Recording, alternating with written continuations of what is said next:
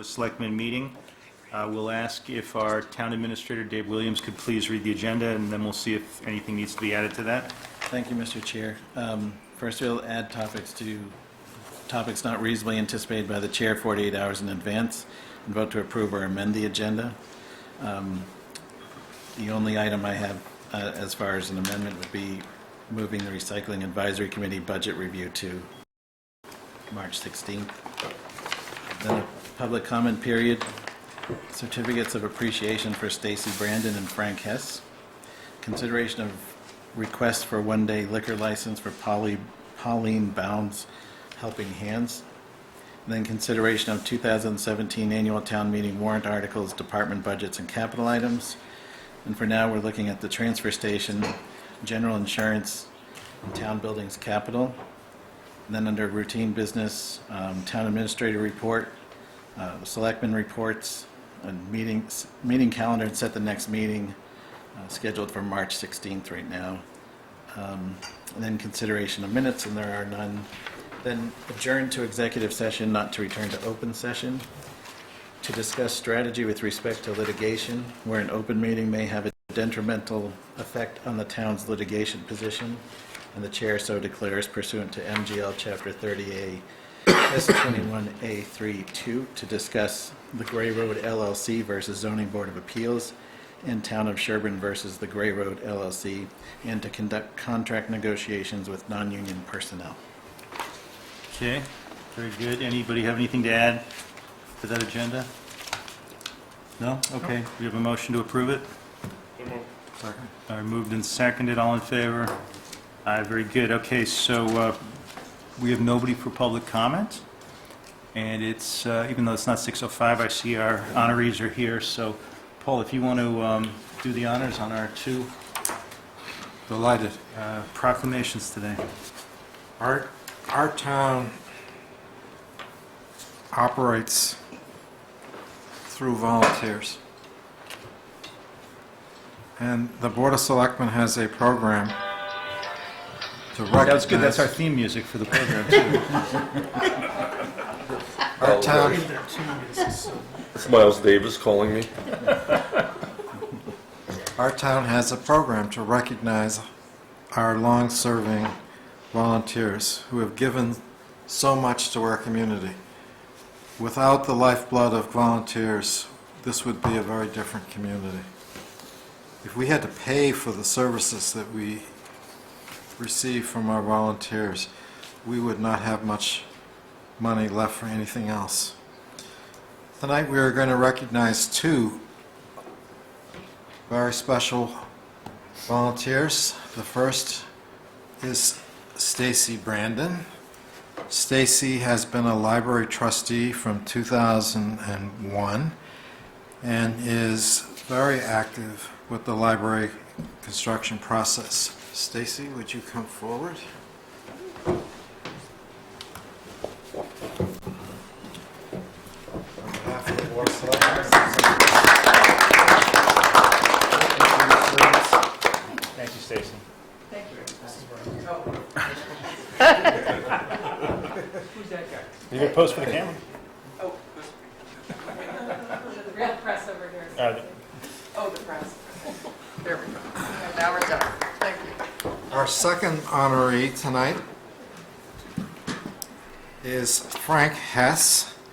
Frank has served our town for many years on the following committees: Motorized Equipment on Town Property Committee, Focus 111 Group, Pine Hill Secondary Access Committee, Sherborn School Committee, Town Center Water Systems Options Committee, Medical Reserve Corps Executive Committee, and the Disability Advisory Committee.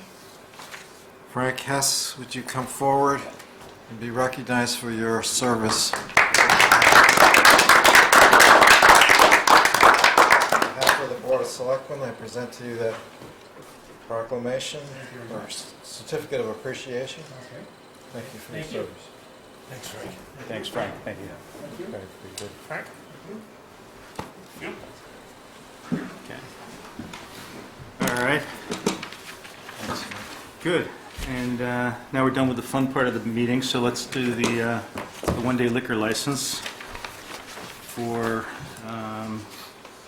and David, is everything in order in here? Yes, everything's in there in the insurance certificate. It's an event to be held on March 4th, 2017, from noon to 4 p.m. Okay, It's a licensee that we've had before. okay. And this is the events at the Sherborn Community Center. Okay, and they're aware of the detail officer being required? Yes. Okay. Yeah, note that there's 200 guests estimated, so a detailed officer is being required for traffic. Right. And given the amount of parking constraints we have around here, that's a pretty good idea. So, all right, do we have a motion to approve? So moved. Second. Okay, any discussion? No? All in favor? Okay, very good. So we've got the info right here. Dr. Alfano. I don't recognize the name.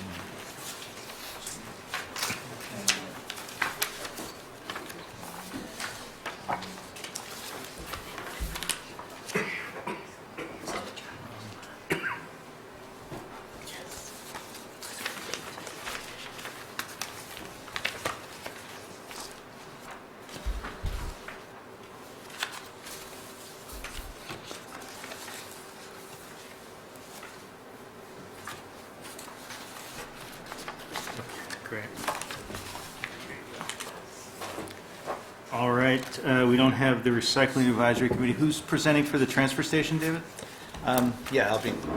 It's you. Okay.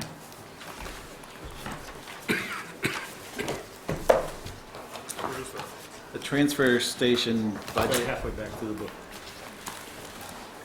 The transfer station budget includes the recycling, collection and transportation, the contract for an operator of the transfer station, which we have a new contract. This is the first year under a new contract. And also for the hauling and disposal of solid waste that goes to a long-term contract with Wheelabrator. And you can see there's no, we don't have any increase right now recommended for that. The biggest lines, if you look on page 3 of the transfer station budget, is the disposal line. And that's at $96,390. If you look back a couple of years, we were over 100,000 on that disposal line. The operations contract, it went up, had a modest increase under the new 3-year contract, but we're able to fold in some trash pickup and recycling collections at the other town buildings as opposed to getting individually billed, so they now do that as part of the contract. Okay. So David, is the reason that the disposal's gone down due to price or tonnage? It's not price, it would be tonnage. The more we take out of the solid waste stream and put in the recycling stream or separate metals, the less we have to pay on the tipping. The recycling committee, we wanted to meet with the recycling committee. Carol McGarry, as you know, resigned from that committee. Carol Rubenstein. What did I say? McGarry. Oh, I'm sorry. Carol Rubenstein resigned from the committee. And the committee has continued, and they've identified, some needs at the transfer station. They've taken some pictures, and we want to walk through them with them, but there are more things that will come back at some point as a capital project. The only capital project up there right now that's unfinished is the base paving, which will happen this summer. We let it compact for 2 winters, basically, because the first winter wasn't really that much of a winter. So that'll be done as soon as we start paving again. Okay. All right, anybody have any comments on the budget? Questions on the budget? No? Okay. All right, what's next? General insurance. David, are you doing this one also? Or Yeah. for Sharon, somebody's doing this? General insurance, is the property insurance. Spent a lot of time going back trying to recreate how we got to the number that we were at. That looks like a big increase. The number, do they have these numbers? It's right behind you. That's the Okay. that was just done. So the 245,983 is what we're estimating right now, and that's because our carrier recommends estimating a 10% increase. Who's that carrier? Maya. I need to recuse myself because I'm Very good. part of Maya. Thank you, Mr. Sessions. So I pulled all the budget and actuals going back of all the budget development processes from before I even got here, and looked, and the items haven't been quite split out accurately. The bottom lines have all been consistent, but how they've been charged changes because of the when the bill comes in, they've been charging it to, in recent years, they've been charging it to the correct line. But the auto insurance hasn't been split out, which we need to start splitting out, and we have that breakout now. Do you want me to give you the numbers on the auto insurance separately? No, she included that edit already. It's in there already. It's in For there. FY 17 and 18, you can see what it currently is and what we were estimating. On the package policy, current year was 90,000. The actual we paid was 86,000, and that's due to a lot of credits that we get and the 2% discount for a cash payment in July. Those change what the number that we were anticipating. So So the auto was previously in the package? Out of the property. the auto is always, it's always been separate. I mean, we have separate auto coverage, and there's a full inventory of automobile coverage. But I don't think anybody has asked Maya to break out that piece of it till Where recently. did it reside in our budget until, It was in that package policy. It was I'm in the sorry. package I thought policy. you were talking about in the bill. Yeah, so that, if you add up in the FY17 appropriation and actual and the FY18 request, if you add up the auto insurance and the package policy, that's the total that you would compare to those prior years. It looks like all of them are fairly level except for workers' comp, which Workers' comp, is that's, a trailing experience rated. yeah, Bill? it's a 3-year, it's basically going on 3 years of claims to the year prior. Right. So when you look at the way it's been budgeted in the past, for FY15,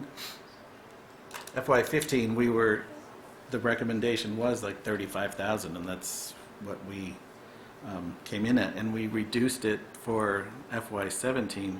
What we didn't realize is with the loss runs show payouts of reserve payouts of more than $100,000. So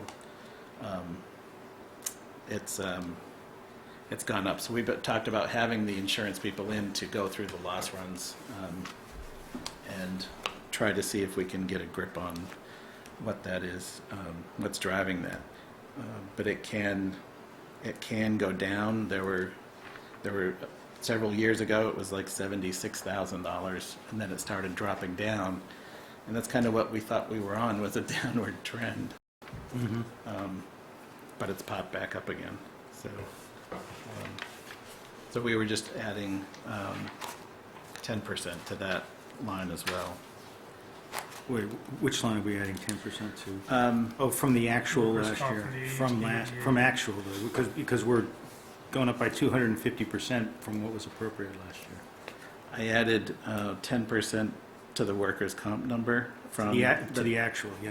2017 actual. Yeah, it's, I'm just, my point is, it's not a 10% increase in the budget. It's No. It's much bigger than that. If you break it down overall, if you look at the whole package, it's a 10.5% increase that were for FY18 over the FY17 actual. And then if you look comparing the budget to budget, it's an 18% increase from FY18 budget to FY17 budget. Okay. Can I say something? Yeah, So, please. so this is to some degree, or a large degree, a manageable expense, and it doesn't even capture the overtime I'm sure we have to pay people to cover for people who are injured. So I think, we as a board need to think of some way to drive this back down again, either with improved training or some Yeah, what- accountability. What you do is, typically a town would have a safety committee, and we mentioned it to Maya before, and you have a lost person come down quarterly, meet with the safety committee, they review all the lost runs for the vehicles and the people, and then they make recommendations. I wasn't happy with the person that was assigned to us, and now they've expanded, and they said that they're gonna get a new person sent to us. But that's typically what you would be doing on an ongoing basis that we haven't been doing. But I can't say that it's, We've been having a lot of training, too. We've been having a lot of training. Yeah. I've been really pushing the training. And we had training yesterday, we have driver simulator training coming, they went chain safety training. So we've had a lot of training, and I'm hoping that that's gonna help drive that number down. I'm hoping. But it doesn't, We have to make it part of our culture. yeah. Some of the injuries are, they're they've already been trained on some of the injuries that they're receiving. So it's just, it takes just a couple of big injuries to really change that number. yeah. Right. And we've had them. Okay. Anybody else? No? You good, Mark? All set? No, I'm not good, but I don't have anything to contribute. All right. You're as good as you're gonna get. Okay. All right, so let's move on to, would we talk workers' comp? Did you want to talk property and public officials, David, or those are just straight I mean, those are in there. 10% increases? I Okay. didn't break those out, but when we get their bill, we ask them to break everything out individually. And in a new system, in a new financial package, we would like to have it more broken out and recorded. The thing I was looking back through is the appropriations and the actuals were not reported consistently year to year. So when we're looking at something, especially the 2015 number, Yeah. isn't correct, but there's no system for us to go into and track the budgets back. We have to manually print out a page from the spreadsheet and then find the other one and print that one and then try to compare them. There's no electronic for us, but that should improve. Okay. All right, so next is the town building capital, but Town buildings, I think you briefly looked at one time before. It's in your packet. Get right. It's been reviewed by Capital Budget Committee. Their primary concern was, they've looked at the spreadsheet that has all the projects listed in it, and they said it's, basically it's a small number compared to what the overall need is, and it's just kicking the can down the road. But it is kicking the can down the road on some things, but we believe it's addressing some high priority things that need to be done. One including the police department HVAC, that we held off doing the roof so that we could couple that money with the HVAC system. So, If it wasn't a can that we're kicking down, it would be a barrel. So we ought to keep it at a can. at a can level. okay. Yeah, so we've done a lot of work on the capital plan. We rolled all the inside recommendations into a master sheet. We've separated out all the maintenance items so that we can develop a separate maintenance plan for the buildings. What we need is somebody who can pay attention to it on a daily basis. I mean, I try. So that's your plug for, that's your plug for a facilities manager at some point. Basically, yeah. Yeah, and you're kind of limited. You can come up with all kinds of projects, but if it's just Diane and I doing the bids and trying to implement the projects, you're limited to taking care of a lot of things in 1 year. So with the exception of the statue, all of these things were in the insight report, right? And part of the $1 million that they suggest we spend in the first year. I believe all of these you can track back to an on-site insight report. Yeah. Yes. So that the on-site insight division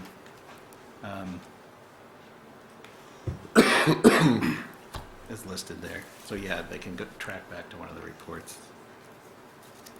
So do we gain on the $1 million? Or a year later, are we going to be more than $1 million behind? Yeah, we fall behind. Yeah, I mean, But the $1 million was front-loaded because there was nearly nothing in year 2, 3, 4, and then it started on the 5-year cycle. So it's $1 million next year. We're going to do 300,000. We're doing 3 of the million this year. Right. No, So, Okay, are we talking the same? yeah, I think we're talking the same thing. Yeah. So, but is that enough to keep us from if you, being more than $1 million behind, or will we now be 800,000? No. Another year has gone If by, you look- other things have. if you look on page, what is it, 3 of that packet, it has the combined town buildings, and it's going out 5 years, just projecting. And these are with items that we already have in the spreadsheet. That's nothing new that might be unforeseeable at this point. So we had a previous larger number in FY18 before, so I bumped some of those things over to FY19. They haven't just completely disappeared, so you can see there's still room to do some smoothing out through the years, but this is roughly what we would be looking at. Yeah, as far as FY19 the through projection. FY22 is still pretty front-end loaded for the first 4 years, but question for the board and for advisory as well, with free cash coming in at a good number, do we want to use some of that to be a little more aggressive on these capital improvements? My inclination is no, because we're already having the $450,000 that we're front-ending on the Chapter 90 funds. And Paul, I think you added these up at the last meeting. Capital requests are close to $2 million this year, when you include the $450,000 for the road repairs. Just for the benefit of our viewers, I don't think we've actually formally announced what our free cash number is. And I understand there was some people questioning, was that a real number or not? So if I could just kind of divert the conversation for a minute just to find out what that, if Dave, you would report what that number was. Yeah, and we sent our consultant back who has been working on it for 2 months, reviewed with DOR and reviewed with Sharon, and it's, you want to give me the exact number? 3,085,000. So it's 3,085,000, or 3 million, roughly 3 million. Normally, we'd be projecting about $1.5 million for free cash. There was roughly 800,000 that was uncertified last year that there was a question about, so the finance director at the time wasn't comfortable certifying it. So you're basically putting that in your pocket into the calculation this year. And then I sent out an email from the consultant that specifically listed out what the other things that impacted the free cash. So as far as we're concerned, that's a good number. And I congratulate you all, the finance team, all our town officials, department heads, and this is, I've been on the board a long time and I don't recall ever seeing a $3 million number. And that leads me to the second point. If you took a look at our free cash number over the last 10 or 15 years, it's been, by my recollection, 800,000, 900, $1 million, $1,000,001, $1,002,000, $1,003,000. and this would be an unusual spike. So it's essentially double what we have seen in the past. So is this a one-time special event, or can we anticipate in future years that we're going to be ramping up and seeing more free cash going forward? I don't see you projecting a $3 million free cash number next year. Well, particularly with the 800,000 carryover Yeah. from last year. I think you'd That still sounds be like a one-off. projecting $1.5 million in our models. Also, with the switch to trend budgeting last year, we're not going to have the turnbacks that we've seen that has led to this That's right. number. So I think between lower turnbacks and this $800,000 correction, I think this is definitely just a blip. I would not anticipate any recourse to it. Going forward. Going back to Chuck's point, I think it makes a difference if this is a one-time unique thing, or whether we actually have more money long-term. Well, the only way that that balance grows is if we over budget and over tax the residents and don't use the money. So, I mean, I don't really see it as a big success. I think this is a failure on our part that we haven't budgeted properly. There are The two. fact that it went up $1.5 million and we didn't know about it is also very surprising. Well, we expected the $1.5 million that we would normally project, and then 800,000 on top of that, so you're at 2.3. And then the other, it escapes me what the other ones that contributed to that, or how much the larger turnbacks. turnbacks before we started the trend. But last year we had extremely large turnbacks from both the regional school and Sherborn school that added to, I think, between the two, it was $500,000, $600,000 between the turnbacks. So Right. There was also cleanup on the some of the old capital. And as well. with the way we switched to their budgets this year with that trend budgeting, the region and Sherborn schools are not going to have those kind of turnbacks. They really got back to where they were properly budgeted, as Mark said. So we're overtaxing and we're budgeting where they should be. So if you were to give some of that back to the tax rate, it's probably not going to be there next year. That's why we also don't recommend using it towards any operating budgets ever, because it's not a sustainable number to use. Is your philosophy, again, I'm trying to pick up on Chuck's point, is advisory's philosophy to kind of bank this into things like OPEB and long-term savings, or is your philosophy take care of accumulated, backed up projects like we have for these different buildings? I think it's a combination of, I mean, we haven't discussed it yet because we just got the number last night at our meeting, so we didn't really go into it yet, but I think the thought is on like the paving projects, those kind of things, things that have been backlogged. This is a year that maybe we can catch up on some things like that, but also let's prudently keep as much free cash, the 5% limit that we can, obviously keep it in there, and use it to reduce the tax rate. That's my philosophy. I think we've got to discuss it as a board in total, probably at our public hearing on the 18th, or we have another meeting next Wednesday as well. But I think we really need to dig into where we want to use it. One place we know we don't want to use it is to supplement operating budgets especially this year with Pine Hill School being way up. One thing we are talking about is increasing the amount we have in our special education stabilization fund, because this year we had a giant increase in out-of-district costs coming in. So that's a play, let's shore that up so we don't have to scramble in a year we don't have free cash down the road. You see those big increases again. So coming back to, I just have regardless of the funding source, I just wonder if and I don't know if we have the ability to actually carry out the projects, that's another question, but assuming we do, my feeling is this ought to be a bigger number. Can I jump on? That's my inclination as well, particularly with free cash, splitting it up, but including it for maintenance, deferred maintenance, and capital projects makes sense to me, some of it, and Well, I was welcome advisory's guidance on it, because I thought that's one of the things advisory is always particularly good I think at. next week, we're discussing the Sorry. capital, so we haven't really dug into this yet, but, yeah, I mean, Yeah, I just don't feel like we're gaining on the problem, and I'd like to see us at least make progress on it. Sean, you get, Yeah, I got a few comments. One, we all recognize there was a book this thick of all the buildings that boiled down to this spreadsheet. There's a lot of items that aren't on this in front of us. Some got slashed in half. Some are just not there, like the heating system in this building that doesn't really function very well.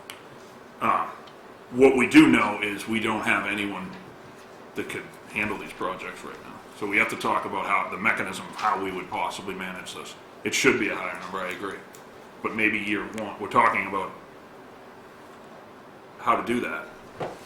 We could front load it. That's more of a financial. There's certainly more than $300,000 worth of work that needs to be done. And there's some projects that are relatively more simple than others. HVAC projects seem to always kick us, and hard. But short funding projects in this town is a popular thing to do. We've done it for years, and we don't want to do that either. So we probably should make sure we fund enough. One thing we learned, I spent a couple of years with, I think Frank's still here, on the Pine Hill Capital Committee, whatever it was. They did a really good job of having that big list.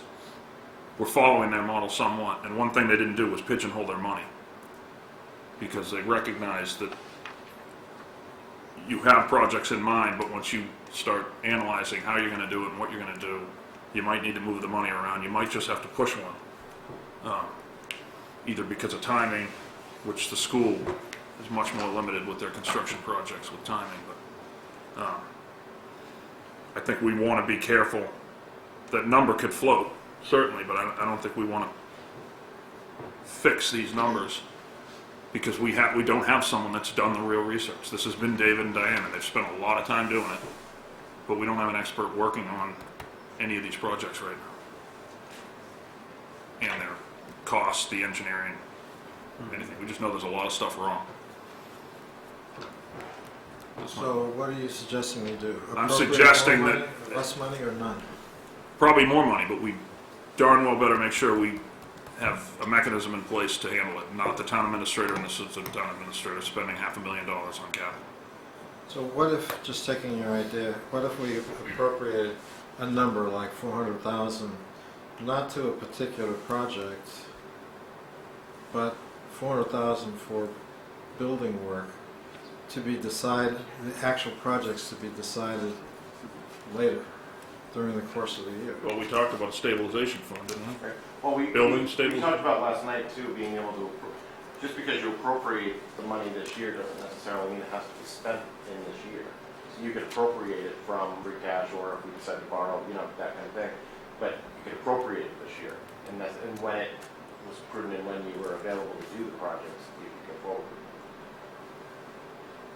Well, the other thing you could do, even if you don't want to have an operating budget increase, you could have a temporary facilities director or construction project supervisor and get them going on some projects. We're going to have road projects that need to be done this summer too, and that may be a difficult thing to cover also, David. You're not going to do that on your own. I know you have an idea of trying to create a position maybe for a future consideration at a later town meeting.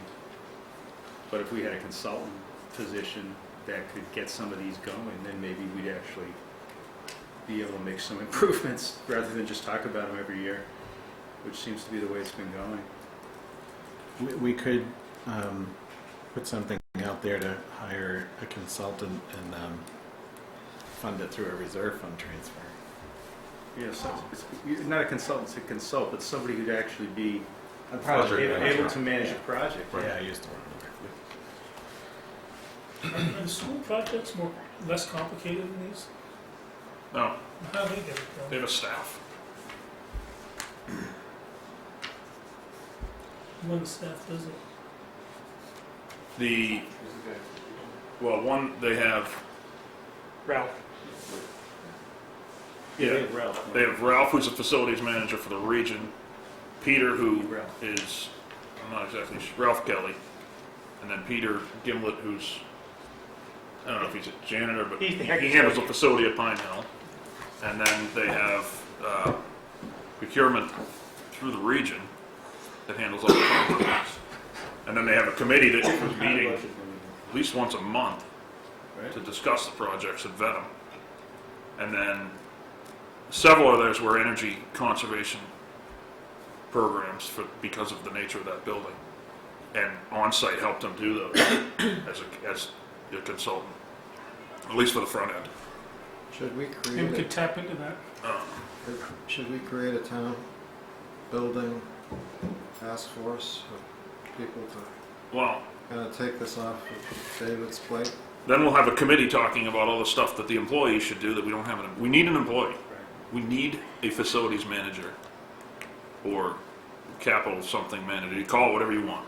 We're lacking a position of somebody that does this. We can sit around till we're blue in the face talking about all this work that people should do, but there's no people. There's no one doing it. And David and Diane can't keep doing it. The heating system in this building hasn't been working for 2 years. We talk about it every single meeting. It's not working. It's hot every meeting.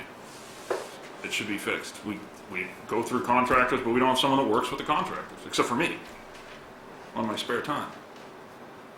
Somebody needs to be handling this stuff. So whether it's through this budget or something, we need to get better at it. So what about putting in for that position now? Well, that position is included in the town buildings budget that you reviewed, so it's in there at 18 hours. So, I guess it would have to coordinate with the position that the library has, which is I don't know, I can't remember the name of the position. Building assistant. Yes, so that person would be doing custodial maintenance duties, room setups, takedowns. What?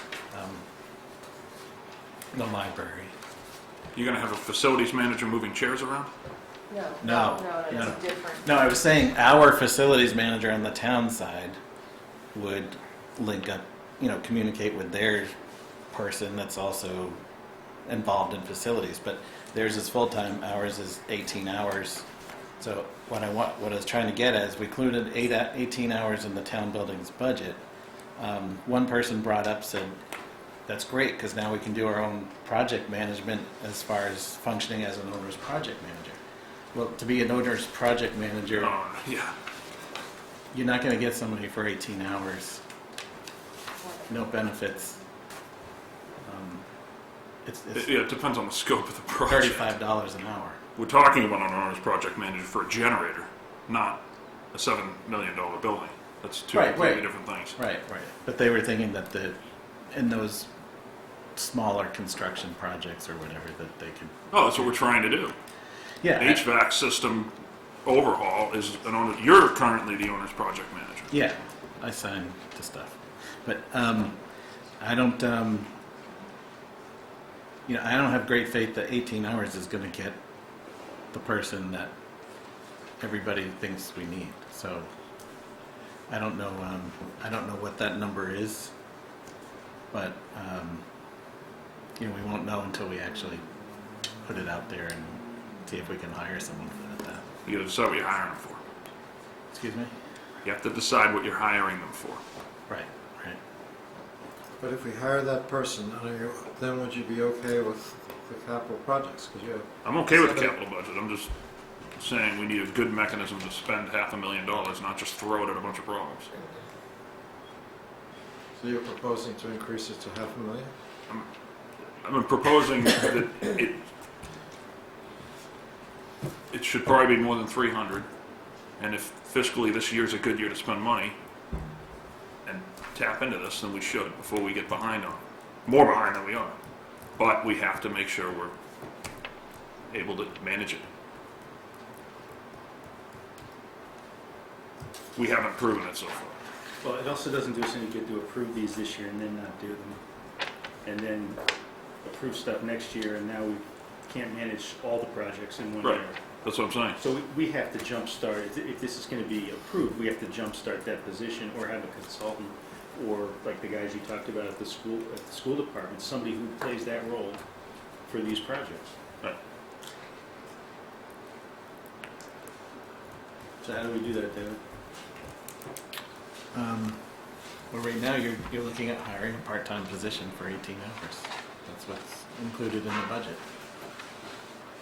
If you wanted to include more in case we needed to repost and go with more time, I don't know. I just wonder if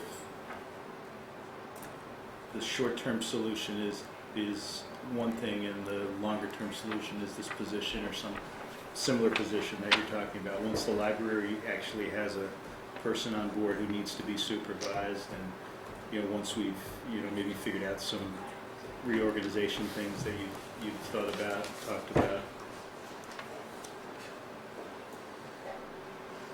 Well, the more conservative incremental approach would be to add this position, this building supervisor position, try to hire somebody who has project management experience, and see if the 18 hours a week is going to be enough to manage it. From the staffing that I'm hearing about at Pine Hill and at the region, it doesn't sound totally dissimilar. But that would certainly be the more conservative approach, to make sure we hire this building supervisor for 18 hours a week. I guess I'm wondering if creating a position right now for that is the way to get these projects going, or if the way to get the projects going is to go out to the market and hire somebody who's a project manager on a consulting contract and say to them, we have these 5 police department things we want to have done by such and such a date. Go do it. Go. You could definitely, that's easy to do. That could be done if we wanted to go that route. But it's the longer term, trying to look at all the other projects and make recommendations and make them fit in. That's the piece you I wouldn't. understand that, but we need to do that over the longer term. But we also, if these are things that need to be done. We've been pushing the police department stuff down. But none of these are short-term, none of these projects will start in the next 3 months. I don't think 3 months isn't the time frame. They're not even, most of them are gonna start in 6 months. Yeah, if you hire somebody starting with next year's budget, and you finally get them on board, and they're ready to go in July, they're not going to get going for another year, probably. True. So And that expertise is available from consultants. I don't know about the library building committee, but my wife Libby co-chaired the regional demolition and rebuilding of the middle school and renovation of the high school. It was about a $50 million project. She said the project manager they hired was invaluable, and that was a consultant, first-rate consultant. I don't know what the library, I'm assuming the library committee's using the same model. Yeah. You've hired a contract project manager. Owner's project manager. Right. So that expertise is available. I don't know what the cost is and how it compares to the building supervisor for $38,000 a year. It'd probably be $80 to $100 an hour, and but they're out there. I know people by name. It might be more money, but it would also avoid putting in a recurring expense in the form of an employee until we figure out what we're doing.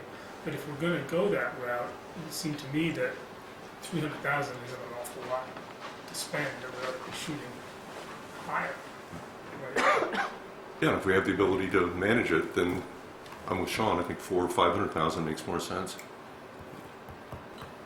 So couldn't David go through the list of projects and pull out another project to add to this of 100 to 150,000? Yeah. It was there a few days ago. Right. It just fell 150. I think we had it at 650 before, 600. Well, I was told to Yeah, get under 350. You can nitpick the minor details all you want. You can move stuff If around. you've got the project, the owner's rep or whatever you want to call them, in the budget, it's got to be part of that budget. That's part of the capital budget, right? Because you're hiring somebody to build these No. buildings. Yeah, it's part of the construction cost. Isn't I it? mean, if you're going to allocate it to the individual projects, Well, what else would it be? What other budgets are coming out of there? town buildings. Yeah, that's right. You could do that, I mean, you could do that. Right now, it's the tail wagging the dog, sorry. We have library expertise. Not really, this is just a suggestion that maybe something else you might want to consider would be to put back into the town a standing building committee. We used to have a standing building committee, my understanding, because I've never been involved with it in a project when we did this, but that way you have people, like we had to set up a building committee because there isn't one set up in the town. But were there a standing building committee, we would have worked with that building committee on this project. And that building committee would have had some institutional knowledge, would have had, been part of the machinations of the town. So, if we are considering now sort of going forward with some of these capital projects here and there over time, that would probably be a good thing for the town to consider doing. We do have a lot of expertise in the town as far as building is concerned. Some of the people that are on. Yeah, Libby's a great example, and some of the other people, Mark Brown and the guy who's Richard Jim Kolb, who heads up our building committee, is an owner's project manager. That's what he does. But he's working on our building committee because we talked them all into doing it, and we needed a building committee. So, as you think about how you want all of these buildings to be dealt with in the future, it's not a bad thing to have that knowledge and that resource standing in the town as, a structure for you to work with. We used to have it, but, we kind of didn't do any projects for a while, and it was disbanded, and now we're looking at potentially more, with the library being the first big one to be done. But, as I said, we had to build our own building committee for that reason. We wouldn't have done it if there was a standing building committee. I suggested a committee and it was kind of shot down, but most of my towns have a standing building committee, like you mentioned. But those typical building committees are for the replacement of buildings, like renovation and replacement of buildings. Well, they do roofs. I got one working on a boiler. They take general responsibility. I Have a haven't gymnasium seen- floor, that one building committee, standing building committee. It's like, the planning board or the board of appeals. It's just a permanent time committee. I didn't mean to shoot that down. I think that was me. I glazed over it. I would fully support that. But the point I was making was that committee needs somebody that's also tasked with the job. And that was my comparison with the Pine Hill thing. There was a whole staff of people that were as big as the committee that were doing their part to make sure that gets done. Right now, it would just be a committee telling David all the things he should do. Which we've already paid somebody to tell us what to do. Well, no, the gain in what Stacy's proposing is there was a whole lot of local knowledge that they didn't get to tap into. They found out firsthand, almost a day late and a dollar short on some of that knowledge. Right. And but it's true. I mean, there was a lot of, boy, I wish we knew that. Learning as we went. And But they would, the inside people when they came in, they would have preferred to work with a building committee or a facilities person, not me and... Exactly, right. Right. Exactly. That's understandable. But just to clarify one thing that I was saying about my different building committees, they just don't sit around and tell people what to do. They are at the job site every day practically. There are guys with different skills who know different things. They're walking around, they're finding things, they're stopping mistakes from being made. They do a lot of stuff. If you get people like was just mentioned by Stacy, who know what they're doing, they have a lot that they can contribute.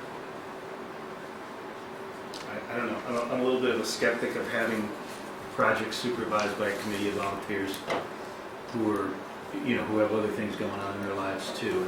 I think you have a person who's either hired to do the job or you hire somebody as a consultant to do the job. You can have a committee that's interested and involved, but if you're relying on them to be the day-to-day oversight, I don't think that's a good idea.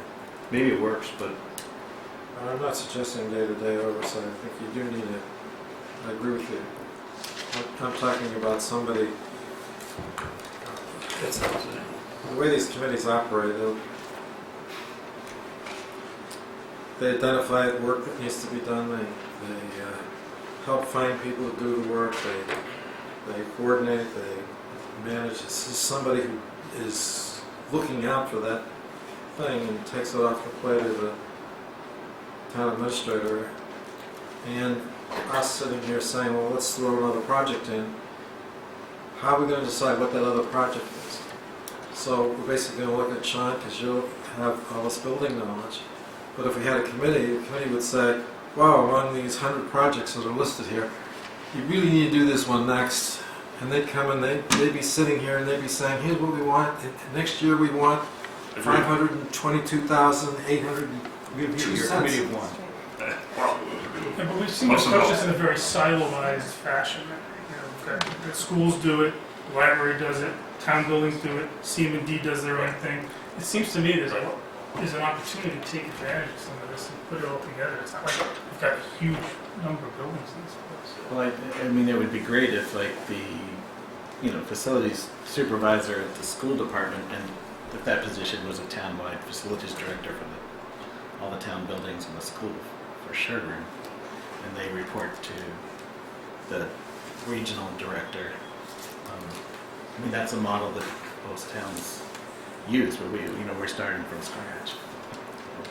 I think we'd all vote 5-0 that we're understaffed. Yeah, We need to do something. I don't think we're going to solve it tonight. But I can get somebody in outside to start any of these smaller projects like this in a couple of days. Right. That's not a problem. We just haven't had the resources to farm out what we're doing.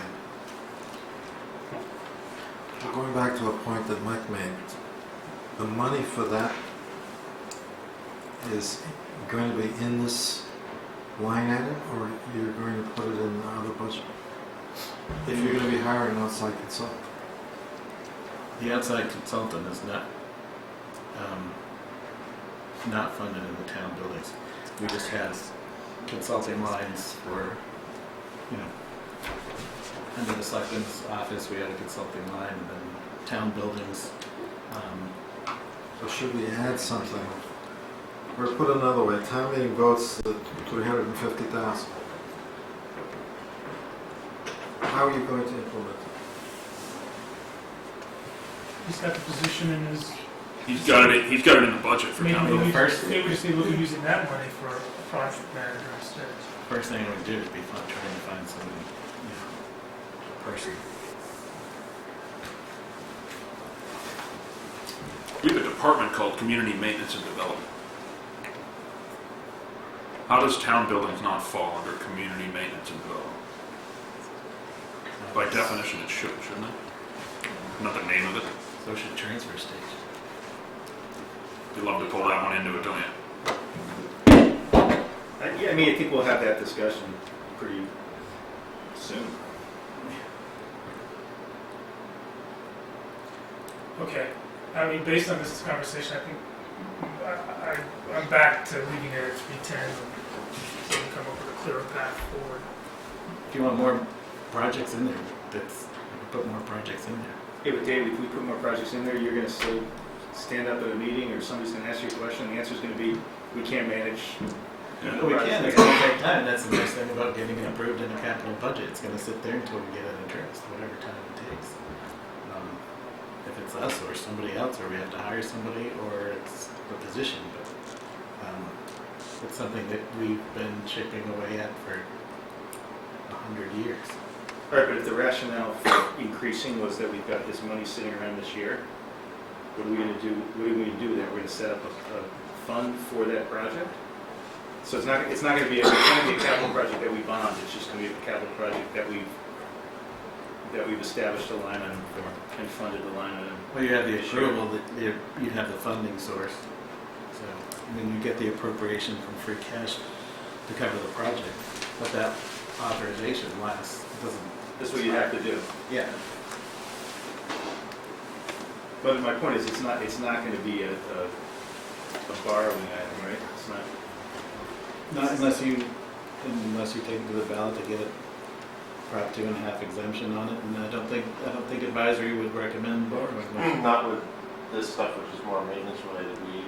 If we recommend borrowing, it's usually for a long-term asset that you're purchasing that kind of match the life of the asset with the term of borrowing. So you're not front loaded. That's not all taxpayers today are paying for something that people are getting used up 20 years from now. But we're also not creating a sinking fund for the maintenance items either. If you fund a specific line item. So I mean, there's a lot of decisions on this. It's not just add another project. So maybe the overhead doors in the fire department might be capital, but that's 110,000. Yeah. Some of it's dollar amount too. Right. Obviously. Right. So why don't we add the 110,000? Oh, it's already in. It's in It's in the base. Notwithstanding what Mark said, I think we should increase it a little bit. If we've got this one-time bulge in funds, and next year we're looking at 1.2 million, we're not going to have that bulge next year. We have the bulge this year. So we might as well put a little more money towards that 1.2 million, make it a little easier for us next year. So isn't there something that we can move from that 1.2 million mountain, put it into this year? Because this is the year where there's the money. Well, Next year, we don't have the money. And you also have the one-off of front-end loading the Chapter 90 money by 450,000. We won't be doing that. At that point, that'll get replenished from the state reimbursement. That 450, I don't think is a front end though, is it? That's just an out and out spin. But it's so that we can do the projects earlier and not have to wait for the state reimbursement. I So, don't think we were expecting any reimbursement for them. I think it's a one-time. You're Catch up. talking about the 450 for the roads? right. Yeah, that's a different, you would consider that's front loading because you're using the local money while you're waiting for the Chapter 90 to come in. And you do have to have that kickoff to make the whole thing work. Yeah, but doesn't he have other Chapter 90 projects in there as well? Doesn't all the total? Well, we typically have about 350,000 from Chapter 90 funds and about $800,000 of need each year. So it gets underfunded each year. But with the kickoff of putting that amount towards it, you end up being able to roll things a lot better and get the projects done in the time that you want to do the projects. Now, Maybe I'm making the wrong assumption. My assumption is that 450,000 would not be in the following year's budget. I would expect it to be a lower amount, but I think the expectation is that there would be an annual amount on top of Chapter 90 to keep. And again, to catch up. Never get reimbursed. Yeah. Okay, my mistake. Right, it would go in basically to. I'm not sure how much that is. But Okay, so if you're, we talked before about this warrant's got to be finalized, right? There's an advisory hearing, this is the deadline for finalizing the warrant, so we can meet all the advertising and every other requirement. Do you know what the day is? the day the warrant is, they review the warrant, but you're. We've already sent out the notice for the public hearing. Okay, but you need it, you Well, actually need a we've got it warrant. ready. I don't think that Jeannie's actually Yeah. sent it yet, right? I think it's 10 days before. You need a warrant. We need a warrant available for people to look at once That's that's kind of sent the out. idea So of that's having a hearing. right. So that's, I think, I'll have to check with Jeannie, but I think it's going out at the beginning of next week. So my only point is, David, there's still a few holes in this warrant. Right. Yeah, we need But one of the holes, it sounds like now, is what the number is on the capital item, and my recommendation, subject to everybody else, but just based on listening to this, my recommendation, David, is that you goose that number up a little bit from where it is on your chart here, and, we can talk about what that ends up being, but I think it's important to at least have that cushion in there so we can, have a number for advisory to be discussing, and we can present them a menu of either projects or possible projects that goes with that number. I agree. You don't because the want money's available this year. With that $3 million free cash. one more point to that number. In the 300s, that number became so small that if they were off on one or two of the projects, which We wouldn't be able to. there's a couple here that have been cut in half Yeah, since, we wouldn't be since able 2 weeks to ago. do the other. The whole list will get knocked off, and Yeah. we'll end up doing we'll have hired staff and only have enough money to fund one or two projects instead of the 4 or 5. We should actually talk about that before we leave the whole topic.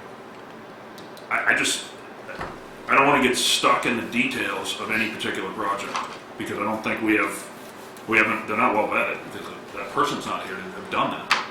But I think you got to get it up towards 500 to try and make a sizable list. The Insight folks were supposed to have done that, right? The guys who did the Yeah, capital budget? but But there's a way I deal with that in my other towns. I have a motion that appropriates a total dollar amount with the intent that is to be used for these projects, but we're not bound to any particular number for any of those particular projects, and that the whole amount is available in order to get whatever projects we can get done.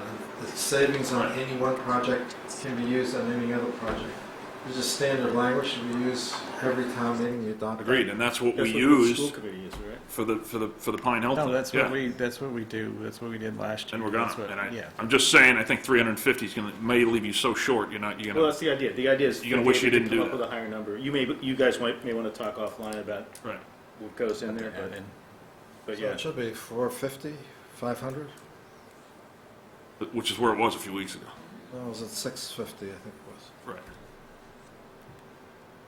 So what we're saying is maybe we cut it back too far. Let's go back up a bit. The question is, how much do we go back up? Well, I also think this is the year of the most uncertainty to the numbers. We're front-loading numbers that aren't well vetted because we don't have anyone doing the background work.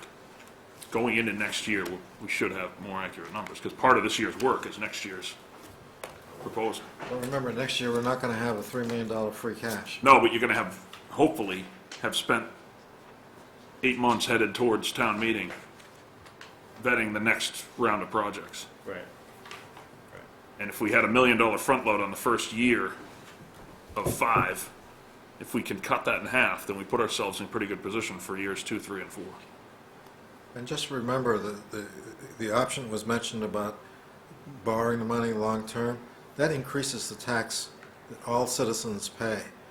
And to the extent that we can not increase people's taxes, that's a good thing. And that's where I want to be. So I don't want to just throw out a number there and then have to deal with a recommendation from advisory. Why don't you borrow the money? Then we go to the voters, we ask them to increase their taxes, and we all end up paying more taxes. Better to fund it with free cash, better not to borrow the money, better to have the money set aside from this year's free cash. I think I'm still where I was before, which is David should come up with a number that reflects this discussion and maybe check with Sean on, kind of reality check it with Sean. Sounds good. One that we talked about was the police department HVAC.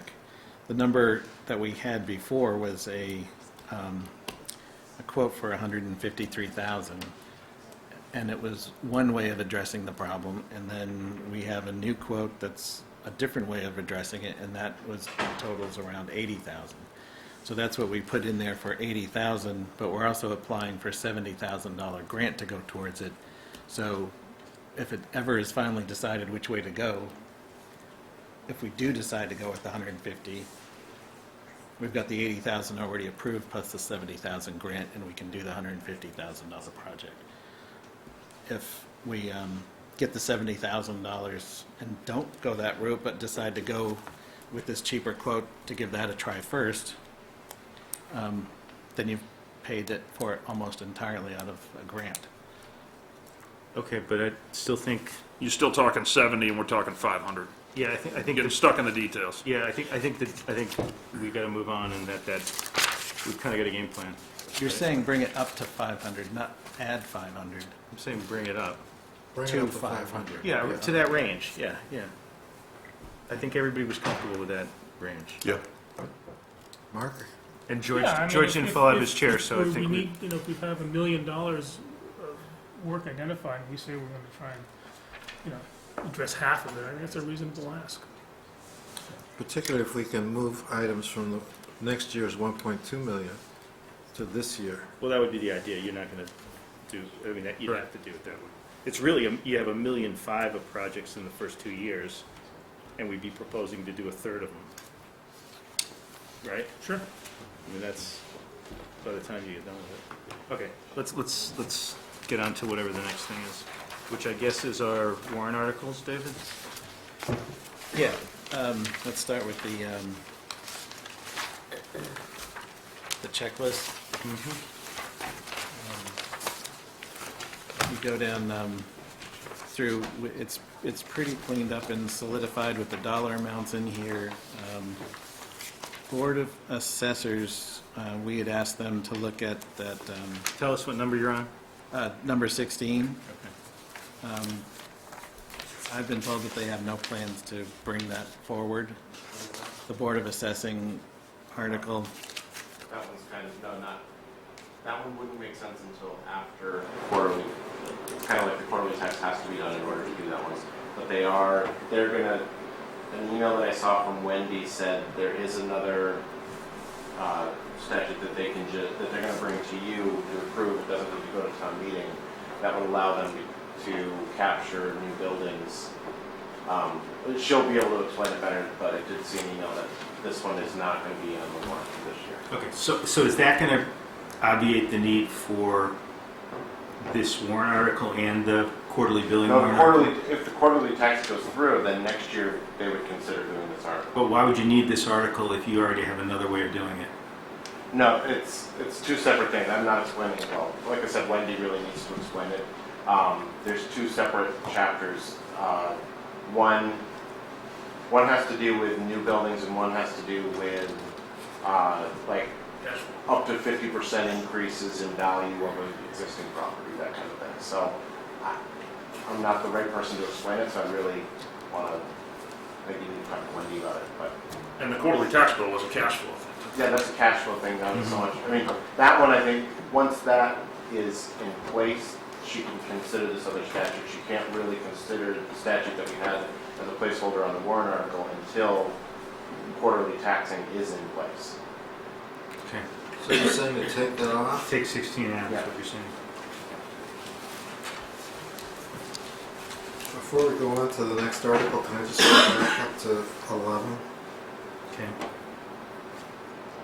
This is the Special Education Stabilization Fund. As part of the Municipal Modernization Act, we essentially have come up with a new device that is supposed to render these stabilization funds obsolete. It allows for the creation of a Special Education Reserve Fund, which is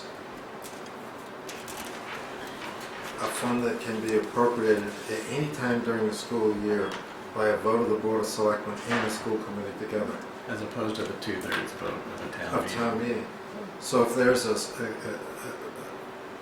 kid who has a special education need, you don't have to worry about when's the next town meeting, are we going to get the money, is it going to be transferred, do we have to go for reserve fund transfer? You have the reserve fund, all they have to do is come to the Board of Selectmen, get a vote, school committee has to vote, done and paid for. So the idea is get rid of all these special education stabilization funds and go transfer, create the new reserve fund, which requires a town meeting vote, and transfer all your funds from your special education stabilization funds to this new statutory creation. So what we got on the warrant is this obsolete mechanism. Paul, can I just talk on that? I think that's actually, we wanted to revise what was on there. I think we're working on, because of the large increase in out-of-district costs that they've seen at the Sherborn School Committee, we were talking last night about recommending a change to this warrant article anyway, to the schools, and I think what you're saying makes a lot of sense. So is there any way you could, we're having our meeting next Wednesday to discuss this. We could, if we could talk about it then too, I think it does make sense to change this. Do we need to have a vote to create one of these funds, Paul? From town meeting. Let So me we just, don't have an article Not on for a that? warrant. it's what? We don't have an article on that. We could change it in the motion. Yeah, I think that the purpose of this list is just to tell us the subject matters. But another reason for this, that this, we discussed at the state level, is that special education needs are private. And you go to town meeting and say, we need, $500,000. Someone's going to say, why? Who's causing this problem? So I've seen that at town meeting. And you can't identify the particular individual. That's not fair to the individual. They're entitled to privacy, and their child is entitled to privacy. All that stuff isn't really appropriate for the floor of town meeting. So the purpose of this is to move it away from town meeting. Town meeting sets the general amount of money that's there in reserve in case of an emergency. But it's up to the Board of Selectmen and the school committee to figure out that this is a valid expense that needs to be spent. Right, but we don't have an article. We have an article for appropriating funding into an existing fund. We don't have an article to create a new type of fund. But that article is to take money out of the stabilization fund. Okay, appropriating money from the fund. Right. But you're talking, Paul, about creating a fund and putting money into it. Taking all the money out of this fund, not just some of the money, all the money out of this And fund, doing all that. putting it into a new fund. So we can do that under this article. Replace this And article. we'll spend it with on the- buildings. But don't we have to open up the warrant to do that? Well, that's what I'm getting at. Can't you just modify this whole article? Which I think was what George was Yeah, hitting at. Reword the whole article.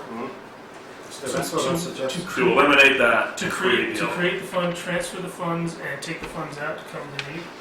Sure. All right, I wish I knew Will that a be municipal attorney who could tell me whether we can do that. well, without the one open thing, they may not, Pretty complicated to explain. when we were talking last night with Bill McCall, that they may not need to take that 45,000 out that's on there now. They may be able to do that through a reserve fund transfer or the end of the year transfer. They may be able to cover it until the end of the year, so they may not need this to take this 45,000 out. Okay. So we could just change it to establishing a reserve fund and moving the money from a stabilization fund into the reserve fund. Yes, And and abolishing the stabilization fund. There's three I've parts to received an the answer, Chuck, enough. Did you get an answer to this question? Yeah, We can do this without reopening the warrant, Paul? yeah, because it's on the list. Fine. Can we, Literal can the interpretation of it. articles, All of a sudden it's gonna be 11A, B, C. Paul, can the articles stay the same as it is now with advisory amending their motion to add the reserve? You're creating a fund, that's what I'm... No, Why don't we just open them? you have to, the wording will be different. Because this is just appropriating money from the stabilization fund. It's going to require a 2/3 vote. And why couldn't it wait until next year, Paul? Because the needs of our children are But pressing, we- come up anytime, could happen But we've been tomorrow. meeting the needs of our children for many, many The years. other thing we could do is we could call a special that meets at the same time as the regular town meeting. and This just- requires a 2/3 vote, Mark. If you fail by one vote, what are you going to do with the kid who's in need of services? The school committee's gonna find the money somewhere else. Maybe. Like out of their $500,000 E&D fund. No, the circuit breaker's fault? Isn't that what E&D is for? That's reimbursement for stuff. I didn't know they had much there. Mike, that's great. If Paul's comfortable, we can use this language with an amendment from advisory. Fine, Let's- fine with me. Yeah, it's fine with me. Okay. Great, where are we on next? Okay, so, We're going forwards again? Where are we on? scroll down through. It's only 7:30. Was that about time expand? Oh, the, going down through in order, the capital items that were on hold here for town center water options, that's under Article 12, Item 5, A and B. Yep. There is build and test a full-scale well, 100,000, and then B, a site engineering for recharge of wastewater, 40,000. I asked Roger Demler, the water commissioner, to come in and, who's been heading up that committee, to just brief the board on what those items were and what his recommendation is as far as how to proceed. Roger, do you mind talking at the mic just so the TV picks you up? Thank you.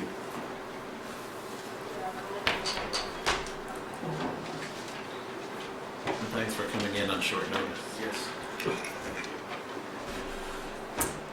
The committee's been doing quite a bit of work, and I think we got ahead of ourselves. We have engineers working for us now, and they've come up with some better estimates of what it might cost to put in water and sewer in the town center and that kind of thing. And our knee-jerk reaction was, well, what do we do engineering-wise next? And that's what these two articles are. In order to be sure we could put in a well, you have to spend quite a bit of money putting in a full-scale well and testing it. That was $100,000 side.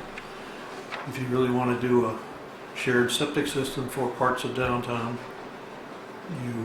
the next step would be to go out and do some septic system digging and boring and things like that to make sure you can handle the sewage. All necessary stuff if you want to continue, but once we got the information on what all this might cost, we said, gee, we don't know how to apportion the costs.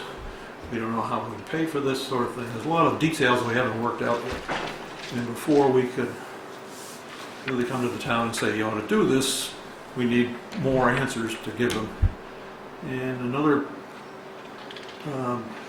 situation is the planning board is working on this new master plan, and they've spent a lot of time talking about the town center and what they might want to do there, and until they have a position of where they want to be, we really can't, let's turn this around. When they have a position where they want to be, we'll be able to tell them, okay, this is what you're going to need to do with a water or septic to make that possible. So they're not expected to have their full report out until this fall sometime, and maybe a special town meeting to look at that. And at that time, we can be in a much better position to say, here's what they want to see for downtown, and we're going to say, here's what the utilities are going to cost to do that. And hopefully by then we'll figure out how to do the apportionment of the costs and who would pay and that kind of stuff. So we got ahead of ourselves. So we'd like to postpone this. The basic engineering ideas are still sound. We're also taking a look at buying water from Natick, which people keep asking us about. It's a very complicated thing. It may be more expensive and certainly legally more expensive to do that sort of thing. So we're early in that discussion, and we won't have an answer for quite some time. Just a thought, Roger, about creating a district. Right. We had a conversation here, I think it was with Mike, but I'm not sure. You create a well field and you bring your pipeline into the downtown area. You got people who can connect all the way along the pipeline, who potentially could connect. Potentially. So you want to create some kind of district that only people in the district get the benefit, and people who are outside the district don't get the benefit. It's kind of oversimplifying, but that's Right. basically it.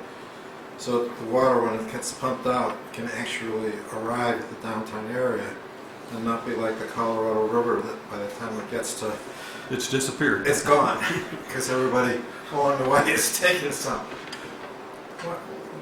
Why not go forward with some kind of downtown district? Well, that would be, Before you do all this engineering and buying of water and all that, why not just create the district?